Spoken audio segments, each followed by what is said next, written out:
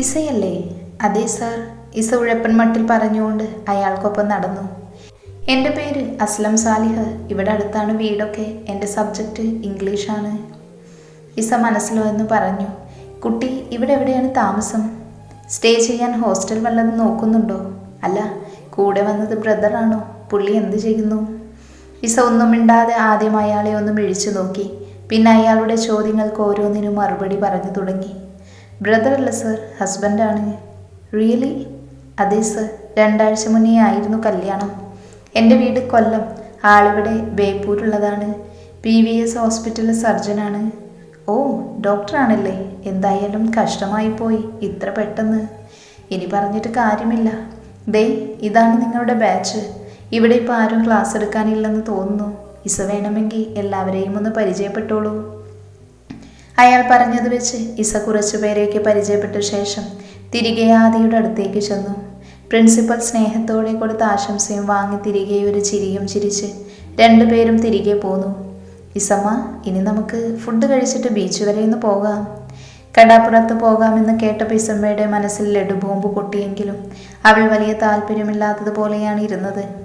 എന്നിട്ട് ബീച്ചിലെത്തിയപ്പോഴാകട്ടെ ആദ്യം ചാടിയിറങ്ങിയതോ ഇസമ്മ തന്നെ. ആദ്യ കാർ ലോക്ക് ചെയ്തുകൊണ്ട് പിന്നാലെ ചെല്ലുമ്പോഴേക്കും അവൾ തിരയെ തൊടാതെ അവൾ പിന്നിലേക്ക് ഓടി മറയുന്നുണ്ടായിരുന്നു. അന്നേരമുള്ള അവളുടെ മുഖത്തെ സന്തോഷത്തെ അവൻ നോക്കി നിന്നുപോയി. അവൾ അറിയാതെ 1-2 ഫോട്ടോ എടുക്കുകയും ചെയ്തു. കുറച്ച് സമയം കഴിഞ്ഞതും ആദ്യം പാൻറ്റും ചുരുക്കി വെച്ച് തിരയിലേക്ക് ഇറങ്ങിച്ചെന്നു. അവളാകട്ടെ തിരയുടെ കുസൃതികളൊക്കെയും ഫോണിൽ പകർത്തുന്ന തിരക്കിലായിരുന്നു. ആദ്യ അടുത്തേക്ക് വന്നതുപോലും അറിയാതെയാണ് ആളുടെ നിൽപ്പ്. ആദ്യ പിന്നിൽ നിന്നും അവളുടെ കയ്യിലൊന്ന് വലിച്ചതും ഹൃദയം നിശബ്ദമായി മട്ടിലായിരുന്നു ഇസയുടെ നോട്ടം. ആദിയുടെ അന്നേരത്തെ നോട്ടവും ചുറ്റുമുള്ള ആൾക്കാരെയൊക്കെ നോക്കിയപ്പോൾ അവൾക്ക് അവനോട് പറയാൻ വാക്കുകളൊന്നും കിട്ടിയതുമില്ലായിരുന്നു. തിര പോലെ പായുന്ന കണ്ണുകളാൽ അവൾ എന്താണെന്ന് ചോദിച്ചതും അവൻ അവളുടെ കൈയും പിടിച്ചു വലിച്ച് തിരകളിലേക്ക് ഇറങ്ങി നടക്കാൻ തുടങ്ങി. താൻ എന്നെ കൊല്ലാൻ കൊണ്ടുപോവാണോ ഡോക്ടറെ? ആദിയുടെ മറുപടി അതേയെന്ന് തന്നെയായിരുന്നു. ഓരോ തിരയും ആഞ്ഞടിക്കുമ്പോഴും ഭയം കൊണ്ടും സന്തോഷം കൊണ്ടുമെല്ലാം അവൾ ആദിയുടെ കയ്യിൽ മുറുക്കെ പിടിക്കുകയും മുഖം അവൻ്റെ നെഞ്ചോട് ചേർത്ത് വയ്ക്കുകയും ചെയ്തിരുന്നു. ഇടയ്ക്കെല്ലാം തട്ടത്തിനുള്ളിലൂടെ പാറി വന്ന മുടിയിഴകൾ ആദിക്കുമേൽ തലോടി നീങ്ങുന്നുണ്ടായിരുന്നു. അതിലെ അത്തറിൻ്റെ ഗന്ധം അവനെ വല്ലാതെ മത്ത് പിടിപ്പിക്കുന്നതായിരുന്നു. മനസ്സിൻ്റെ പിടിവള്ളി പൊട്ടുമെന്നായതും മതി, ഡ്രസ്സൊന്നും നനക്കാൻ നിൽക്കണ്ട. നമുക്കെൻ്റെ ഫ്രണ്ട്സിനെ കൂടി കാണാൻ പോകണ്ടേ? ഇസമ്മ കയറി വന്നേ. ഇത്തിരി നേരം കൂടി എന്ന് പറയാൻ ഇസ തിരിയുമ്പോഴേക്കും ആദ്യ കാർ പാർക്ക് ചെയ്ത ഭാഗത്തേക്ക് പോയിരുന്നു. എന്തൊരു കഷ്ടമാണ്. ഇസ മുഖം വീർപ്പിച്ചുകൊണ്ട് കാറിലേക്ക് കയറി. അവിടെ നിന്നും മടങ്ങിയ ആദ്യം ഇസമയും അന്ന് മുഴുവനും കറക്കം തന്നെയായിരുന്നു. സൂര്യൻ അസ്തമിക്കുമ്പോഴാണ് രണ്ടും വീട്ടിലേക്ക് മടങ്ങിയെത്തുന്നത്. പിന്നീടുള്ള ദിവസങ്ങളിൽ ഇസമ കോളേജിലേക്കും ആദ്യ ഹോസ്പിറ്റലിലേക്കും പോയി വന്നു. രണ്ടാൾക്കും തമ്മിൽ കോർക്കാനുള്ള സാഹചര്യം പലപ്പോഴും കിട്ടാറുണ്ടായിരുന്നില്ല. അതുകൊണ്ട് തന്നെ വീട് ശാന്തം. അങ്ങനെ ഇസമ്മയുടെയും ആദിയുടെയും കല്യാണം പിന്നിട്ടിപ്പോൾ 2 മാസം തികഞ്ഞിരിക്കുവാണ്. കല്യാണം കഴിഞ്ഞതുവരെ ഇസമ്മ അവളുടെ വീട്ടിലേക്ക് പോയിരുന്നില്ല. കാരണം ആദിയുടെ തിരക്ക് തന്നെയായിരുന്നു. പിന്നെ ആകെയുള്ള ആശ്വാസം വീഡിയോ കോളിൽ എല്ലാവരെയും കാണാൻ കഴിയുന്നത് മാത്രമാണ്. ഇടയ്ക്കെല്ലാം ആദിക്കൊരു ആശ്വാസം എന്നോണം കവിത ചേച്ചി വന്ന് വെച്ചു വിളമ്പി കൊടുക്കുമായിരുന്നു. കവിത വരുന്ന ദിവസങ്ങൾ ഇസമ്മയ്ക്കും പെരുന്നാളാണ്. അല്ലാതെയുള്ള സമയങ്ങളിൽ ഇസമ്മ അടുക്കളയിൽ കയറുമ്പോഴെല്ലാം ആദ്യം ഒപ്പം കൂടാറുണ്ടായിരുന്നു. ഒന്നാമത്തെ കാരണം ജോലി പെട്ടെന്ന് കഴിയുമെന്നുള്ളതും ഇസമ്മയ്ക്ക് സൗകര്യം പോലെ പഠിക്കാമെന്നതുമാണ്. രണ്ടാമത്തെ കാരണം ഒരു നേരമെങ്കിലും നല്ല ആഹാരം കഴിക്കാമല്ലോ എന്നുള്ളതുമാണ്. ആദ്യമൊപ്പം ഉണ്ടാക്കുമ്പോഴെല്ലാം അവർ തന്നെയാണ് പാചകം ചെയ്യാറുള്ളത്. ഇസമ്മ പാചകത്തിനുള്ള ആവശ്യമുള്ള പച്ചക്കറികളോ മറ്റോ മുറിച്ചു കൊടുക്കുകയും വെറുതെ നിൽക്കുകയുമാണ് ചെയ്യാറ്. ഇസമ്മേ, ബീഫ് വരട്ടാനുള്ള ഉള്ളി എവിടെ? ഏതാണ്ട് 3/4 മണിക്കൂറാകുന്നു ഇസമ്മ സവാളയോട് ഗുസ്തി പിടിക്കാൻ തുടങ്ങിയിട്ട്. ആദ്യം നോക്കുമ്പോഴേക്ക് സവാള അരിഞ്ഞുകൊണ്ട് കണ്ണുനീർ പൊരുക്കുന്ന ഇസമ്മയെയാണ് കണ്ടിരുന്നത്. മാറിക്കേ നീ, ഇത് ഇന്ന് രാത്രി കഴിക്കാനുള്ളതാ, അല്ലാതെ നാളെ രാവിലേക്കല്ല. ആദ്യ സ്നേഹത്തോടെ പറഞ്ഞുകൊണ്ട് ചെന്നതും ഇസമ്മ കത്തിയും കൊണ്ട് ഞെട്ടിത്തിരിഞ്ഞു ഒറ്റ നിൽപ്പായിരുന്നു. മേത്ത് തൊടരുത്, മാറി നിൽക്ക്, അല്ലെങ്കിൽ തന്നെ ആര് വരുന്നു തൊടാൻ? ജീവപര്യന്തം ശിക്ഷ വിധിച്ചവനെന്ത് ദാമ്പത്യ ജീവിതം? അതിനൊക്കെ സുഹൃതം ചെയ്യണം ഇസമ്മു. ആദ്യം അവളുടെ കയ്യിൽ നിന്നും കത്തി വാങ്ങിക്കൊണ്ട് ഉള്ളി അരിഞ്ഞുകൊണ്ട് പറഞ്ഞതും ഇസ പതിയെ മുറിയിലേക്ക് വലിഞ്ഞു. പലപ്പോഴും ആദ്യ അടുത്തേക്ക് വരുമ്പോൾ ഈ ഞെട്ടലും പറച്ചിലും പിന്നെ മുങ്ങലും ഇസമ്മയ്ക്കിപ്പോൾ പതിവാണ് കേട്ടോ. അങ്ങനെയിരിക്കെ ബലിപെരുന്നാൾ വന്നു. ഒരാഴ്ച മുൻപ് തന്നെ ഇസമ്മ വീട്ടിൽ പോകേണ്ടതെല്ലാമെന്ന് കരുതി ആദിയോട് സ്നേഹം കാണിച്ചു തുടങ്ങി. പെരുന്നാളിന് 2-3 ദിവസം ബാക്കി നിൽക്കെ ഇസമ്മ വീട്ടിൽ പോകുന്ന കാര്യം വെറുതെ ഓർമ്മിപ്പിക്കാനെന്നോണം എടുത്തുവിട്ടു. അവിടെ തുടങ്ങി അടുത്ത പ്രശ്നം. അതെ, പെരുന്നാളാണ്. ഇന്നോ? ആദ്യ തല ഉയർത്തിക്കൊണ്ട് ചോദിച്ചതും ഇസ വെറുതെയെങ്കിലും പുരികം ചൊളിച്ചു. അല്ല, മറ്റന്നാൾ. അതിനിപ്പോൾ എന്തു വേണം? ഡ്രസ്സ് എടുത്തില്ലേ? സാധനങ്ങളെല്ലാം വാങ്ങിയിട്ടില്ലേ? നിന്റെയും എൻ്റെയും ഫ്രണ്ട്സിനെയൊക്കെ വിളിച്ചിട്ടില്ലേ? ഇനി എന്താണ്? അതൊന്നുമല്ല ഡോക്ടറെ. പിന്നെന്താ സിസ്റ്ററെ? ഒരു സ്നേഹം. അല്ല, കവിത ചേച്ചി കുറച്ച് ദിവസത്തേക്ക് നിൽക്കാൻ പറയണ്ടേ? ഞാൻ വീട്ടിലേക്ക് പോകുമല്ലേ? ആര് പറഞ്ഞു വീട്ടിൽ പോകുന്നെന്ന്? ആദ്യ ഉഴപ്പൻ മട്ടിൽ പറഞ്ഞതും ഇസമ്മയുടെ ശബ്ദത്തിനല്പം കട്ടിയേറി. പോകാതെ പിന്നെ? കല്യാണം കഴിഞ്ഞതിൽ പിന്നെ ഞാൻ എൻ്റെ വീട്ടുകാരെ കണ്ടിട്ടില്ല, എൻ്റെ നാട്ടിൽ കാല് കുത്തിയിട്ടില്ല. എനിക്ക് പോകണം. താൻ എന്നെ കൊണ്ടാക്കിയിട്ട് തിരിച്ചു പോന്നോളൂ. എന്നാലും കുഴപ്പമില്ല, എനിക്ക് പോകണം. നിന്റെ ആവശ്യമൊന്നും ഇനി കൊല്ലത്തുകാർക്കില്ല. നിന്നെ ആവശ്യം ഇനി എനിക്ക് മാത്രമാണ്. ഇസയെ ചൊടിപ്പിക്കാൻ തന്നെയായിരുന്നു ആദിയുടെ ഉദ്ദേശം. അതെന്തായാലും ഏറ്റെന്ന് പറഞ്ഞാൽ മതി. അത് താനാണോ തീരുമാനിക്കുന്നേ? താൻ വന്നില്ലെങ്കിൽ വരണ്ട. എനിക്കെൻ്റെ വീട്ടിൽ പോകണം. എന്താ ചെയ്യേണ്ടതെന്ന് എനിക്കറിയാം. അവളുടനെ ഫോണെടുത്ത് ഫസലിനെ വിളിച്ചു. ആദിക്ക് തിരക്കാണെന്ന് കൂട്ടിക്കൊണ്ട് പോകാൻ വരണമെന്നൊക്കെ പറഞ്ഞ് വാശി പിടിച്ചു. അവിടെ നിന്നുള്ള മറുപടി കേട്ടിട്ടായിരുന്നു ബാക്കി പുകലുകൾ. ആദിലെന്നോട് വിളിച്ചു പറഞ്ഞിരുന്നു മോളെ, അവന് നല്ല തിരക്കുണ്ടെന്ന്. നമ്മളല്ലേ അവൻ്റെ തിരക്കുകൾ മനസ്സിലാക്കേണ്ടത്. സാരമില്ല, പെരുന്നാൾ കഴിഞ്ഞാൽ നിങ്ങൾക്കപ്പോൾ വേണമെങ്കിലും ഇങ്ങോട്ട് വരാമല്ലോ. ആദിയെ സപ്പോർട്ട് ചെയ്തുകൊണ്ടുള്ള ഫസലിൻ്റെ വർത്താനം കൂടിയായപ്പോൾ ഇസയ്ക്ക് വിഷമം കൂടി വന്നു. എന്ന് ഞാൻ വരുന്നില്ല ഉപ്പ. എന്നേക്കാളും മറ്റുള്ളവരുടെ തിരക്കാണ് നിങ്ങൾക്കൊക്കെ വലുതെങ്കിൽ ഞാനിനി അങ്ങോട്ട് വരുന്നില്ല. ഒരിക്കലും വരുന്നില്ല. ഇനി ആരും എന്നെ ഫോണിലും വിളിക്കണ്ട. അതിനുകൂടിയല്ലേ വിലക്കില്ലാതെയുള്ളൂ. അതിന് ഞാനേറ്റു. അവൾ ഫസലിനോട് പുലമ്പിക്കൊണ്ട് ഫോൺ വെച്ചതും ആദ്യം ഒരേ ചിരിയായിരുന്നു. അതുകൂടിയായപ്പോൾ വേറെയൊന്നിനും നിൽക്കാതെ അവൾ സ്ഥിരം കണ്ണീർ വാതകം പ്രയോഗിച്ചു. എന്നിട്ടും ആദിയുടെ തീരുമാനത്തിന് മാറ്റമൊന്നും ഉണ്ടായില്ല. അന്നു രാത്രി മുഴുവൻ ഇസമ്മ നിരാഹാരം കിടന്നു. എന്നിട്ടും നോ രക്ഷ. പിറ്റേ ദിവസം ഒന്നും കഴിക്കാതെയും കുടിക്കാതെയുമായിരുന്നു ഇസമ്മയുടെ കോളേജിലേക്കുള്ള പോക്ക്. അതുകൊണ്ട് കാര്യമൊന്നും ഉണ്ടായില്ല. പണി കിട്ടിയത് ഇസമ്മയ്ക്ക് തന്നെയാണ്. തലചുറ്റി ക്ലാസ്സിൽ വീണു കൊണ്ടുവന്നതോ ആദിയുടെ ഹോസ്പിറ്റലിലേക്ക്. ആദിയെ മുൻപരിചയമുള്ളതുകൊണ്ട് പ്രിൻസിയാണ് മറ്റൊരു കുട്ടിയെയും കൂട്ടി ഇസമ്മയെ ആദിയുടെ ഹോസ്പിറ്റലിലേക്ക് തന്നെ പറഞ്ഞയച്ചത്. അതേസമയം ആദ്യ സർജറി ഐസിയുവിൽ പേഷ്യൻസിനെ നോക്കുന്ന തിരക്കിലായിരുന്നു. പുറത്തിറങ്ങുമ്പോഴാണ് അറ്റൻഡർ നാരായണൻ വന്ന് പറയുന്നത്, സർ ദേ സാറിൻ്റെ വൈഫിനെ കാഷ്വാലിറ്റിയിൽ കൊണ്ടുവന്നിട്ടുണ്ട്. എൻ്റെ വൈഫിനെയോ? നാരായണേട്ടന് ആള് മാറിയതാവും. അല്ല നീ, നമ്മുടെ റൂബി സിസ്റ്ററാണ് പറഞ്ഞത് സാറിൻ്റെ വൈഫാണെന്ന്. എന്തായാലും ഞാനൊന്ന് നോക്കട്ടെ നാരായണേട്ടാ. ആദ്യ കാഷ്വാലിറ്റിയിൽ ചെല്ലുമ്പോൾ സംഭവം ശരിയാണ്. ഇസമ്മയെ അവിടെ ട്രിപ്പിട്ട് കിടത്തിയിട്ടുണ്ട്. അടുത്ത അവളുടെ അതേ പ്രായം തന്നെ തോന്നിക്കുന്നൊരു കുട്ടിയും ഇരിപ്പുണ്ട്. ആദിയെ കണ്ടതും അവൾ ബെഡിൽ നിന്നും എഴുന്നേറ്റ് ചിരിച്ചു. മോളിരുന്നു. അല്ല, ഇവൾക്കെന്തു പറ്റിയതാ?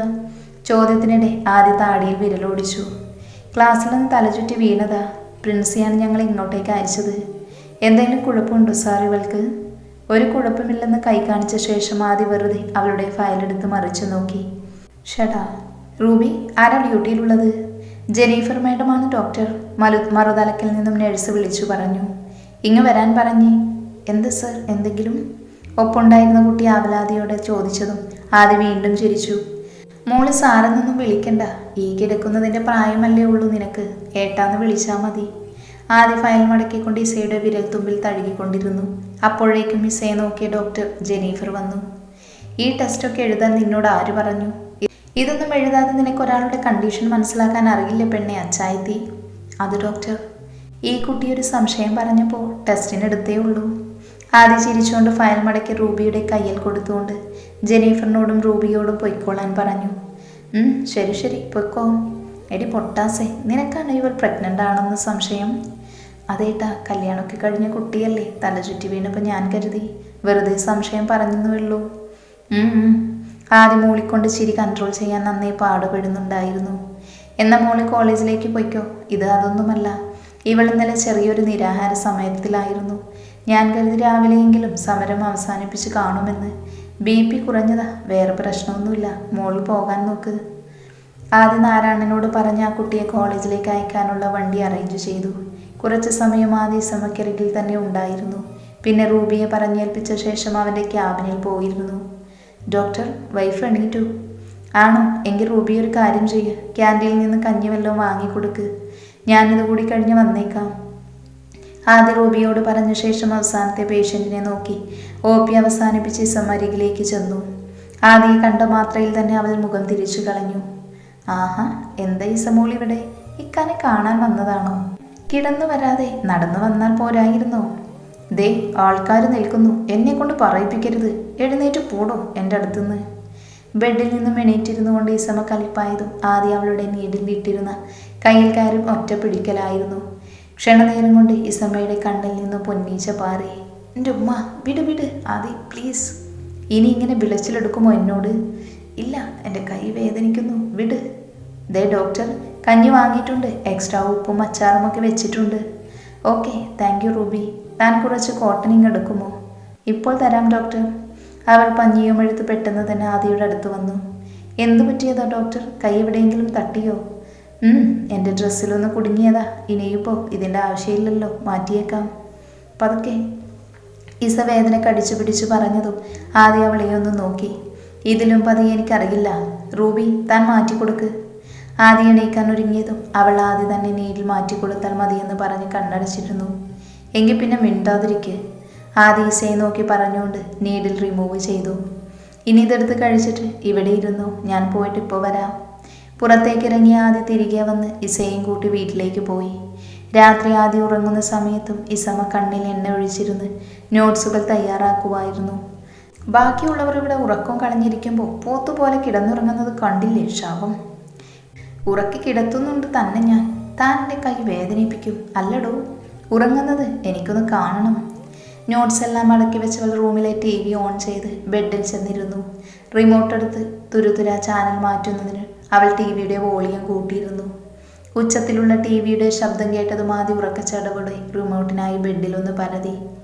ആഹാ, തനിക്ക് റിമോട്ട് വേണമല്ലോ, കാണിച്ചു തരാം. ഈ സമവാശിയോടെ TVയുടെ ശബ്ദം ഒന്നുകൂടി കൂട്ടിവെച്ചു. അവൾക്ക് പോലും ആ ശബ്ദം അസഹനീയമായിരുന്നെങ്കിൽ കൂടിയും ആദിയുടെ ഉറക്കം കളയാനായി അവൾ അത് സഹിച്ചിരുന്നു. ഇസ പ്ലീസ്, TVയുടെ സൗണ്ട് ഒന്ന് കുറച്ച് വെക്ക്. എനിക്ക് ഇങ്ങനെ TV കാണുന്നതാണ് ഇഷ്ടം. ഇസ, ഞാൻ ഉറങ്ങിയില്ലെങ്കിൽ ശരിയാവില്ല. പ്ലീസ് മോളെ, നീ അതിൻ്റെ വോളിയം ഒന്ന് കുറച്ച് വെക്ക്. ഇല്ല. പടച്ചോനെ, ഏത് നേരത്താണ് എനിക്കിതിനെ കെട്ടാൻ തോന്നിയേ? ആദ്യ തലയിണയിൽ മുഖം ചേർത്തുകൊണ്ട് പറഞ്ഞു. അത് കെട്ടുന്നതിന് മുൻപ് ആലോചിക്കണമായിരുന്നു, എങ്കിൽ ഒന്നുകൂടി രക്ഷപ്പെട്ടേനെ. ഒന്ന് സൗണ്ട് കുറച്ച് വെക്കടി. ഇത്തവണ ആദിയുടെ ക്ഷമ നശിച്ച് ഒച്ചയൽപ്പം കൂടിയിരുന്നു. പറയുന്നത് കേൾക്കുന്നോ അതോ? 12-ാം മണിക്കാണ് അവൾ TV കാണൽ. എടുക്കടി റിമോട്ട്. ആദ്യം എഴുന്നേറ്റ് കയ്യിൽ നിന്നും റിമോട്ട് തട്ടി വാങ്ങി TV ഓഫാക്കി വീണ്ടും കിടന്നു. ആദ്യം ഒച്ച വെച്ച് എഴുന്നേറ്റപ്പോൾ തന്നെ അവളുടെ കണ്ണ് അറിയാതെ തുളുമ്പിയിരുന്നു. അവനിൽ നിന്നത് മറക്കാനെന്നോണം ഇസ പെട്ടെന്ന് മറുവശത്തേക്ക് കിടന്നു. എങ്കിലും ഇരുട്ടിൻ്റെ നിശബ്ദതയിൽ തളയിനക്ക് മേൽ അടർന്നു വീണ കണ്ണീരിൻ്റെ ശബ്ദം ആദിക്ക് കേൾക്കാമായിരുന്നു. ഷെടാ, ഇവൾ കരയുവാണോ? അതിന് ഞാനൊന്നും പറഞ്ഞില്ലല്ലോ. സമാധാനിപ്പിക്കാൻ അങ്ങോട്ട് ചെന്നാൽ എൻ്റെ കഥ കഴിപ്പിക്കുമല്ലോ റബ്ബേ. ഇല്ലെങ്കിൽ ഉറക്കവും പോകും. ഞാനിപ്പോൾ എന്താ ചെയ്യുക? ആദ്യം മനസ്സിലോർത്തു. ഇസയെ നോക്കിയതും അവൾ തലയിണയിൽ മുഖം ചേർത്ത് വെച്ച് കരച്ചിൽ തന്നെ. ഈ പെണ്ണുങ്ങൾക്ക് ഇതിനു മാത്രം കണ്ണീരുണ്ടോ? തൊട്ടതിനും പിടിച്ചതിനുമൊക്കെ ഇങ്ങനെ കരയാനായിട്ട്. ആദ്യം അവളുടെ അഴിഞ്ഞു വീണ മുടിയിൽ വെറുതെ വിരൽ ചുറ്റി വലിച്ചുകൊണ്ട് പറഞ്ഞു. എന്തടൂ, തനിക്ക് ഉറങ്ങണ്ടേ? എൻ്റെ മുടിയിന്ന് വിടടൂ. അവൾ ചിലമ്പിച്ച സ്വരത്തോടെ പറഞ്ഞു. എൻ്റെ ഉറക്കം പോയി. ആദ്യം പറയുന്നതിനോടൊപ്പം ബെഡിൻ്റെ നടുവിലിരുന്ന ടെഡി എടുത്തു മാറ്റി അവൾക്കരികിലേക്ക് ചേർന്ന് കിടന്നു. അത് കണ്ടതും ഇസമ്മ അവനെ മിഴിച്ചു നോക്കാൻ തുടങ്ങി. ഇങ്ങേരെന്തിനുള്ള പുറപ്പാടായത്? ഉള്ളിൽ ഭയം വന്നു നിറഞ്ഞതും അവൾ ചാടി എഴുന്നേറ്റു. ഒപ്പം ആദ്യം എഴുന്നേറ്റ് അവളെ വീണ്ടും ബെഡിലേക്ക് തള്ളിയിട്ടു. ഉറക്കം പോയാ ഞാൻ ഇങ്ങേയാ അടുത്ത് കിടക്കുന്നവരുടെ ഉറക്കം കളയും. കാന്താരി, എന്തിനാ എൻ്റെ ഉറക്കം കളഞ്ഞേ? അതുകൊണ്ടല്ലേ ഇപ്പോൾ ഇങ്ങനെ. ഇനിയിപ്പോൾ എന്നെ സഹിക്കാതെ വേറെ വഴിയില്ല. അവൻ്റെ നോട്ടത്തിലും സംസാരത്തിലും വാക്കുമുട്ടിപ്പോയ അവസ്ഥയിലായിരുന്നു ഇസമ്മ. സംസാരത്തിനിടെ മെയ്യിൽ ഇഴഞ്ഞു നീങ്ങിയ അവൻ്റെ കൈ അവളുടെ വയറിനുമീതെ അമർന്നിരുന്നു. മറുകൈ അവളുടെ മുടിയിലും ഇഴഞ്ഞു നീങ്ങി. വിറങ്ങലിച്ചു പോയ അവളുടെ മെയ്യിലേക്ക് അവനൊന്ന് ചാഞ്ഞുകൊണ്ട് കവളിലൊരു ഉമ്മ വെച്ചതും ഇസ അവനെ തട്ടിമാറ്റി ലൈറ്റ് ഓൺ ചെയ്തു. ഇയാളെക്കൊണ്ട് ശല്യമായല്ലോ റബ്ബേ, ഇങ്ങേരുന്നു ഞാൻ. അവൾ ആദ്യം തള്ളിയിട്ട് ബെഡിൽ ഷാളെടുത്ത് അവൻ്റെ കൈ രണ്ടും പിടിച്ചു കെട്ടി. എന്താ ഈ സമയത്ത് ഒരുമാതിരി അന്യനോട് പെരുമാറുന്നത് പോലെ? ഞാൻ നിന്റെ കെട്ടിയോനല്ലേ? ഈ കയ്യിലെ കെട്ടൊന്നഴിച്ചതാടോ? ആദ്യം ശുണ്ടി പിടിച്ചതും അവൾ ടെടിയെ കൂടിയെടുത്ത് അവൻ്റെ മുകളിലേക്കിട്ടു.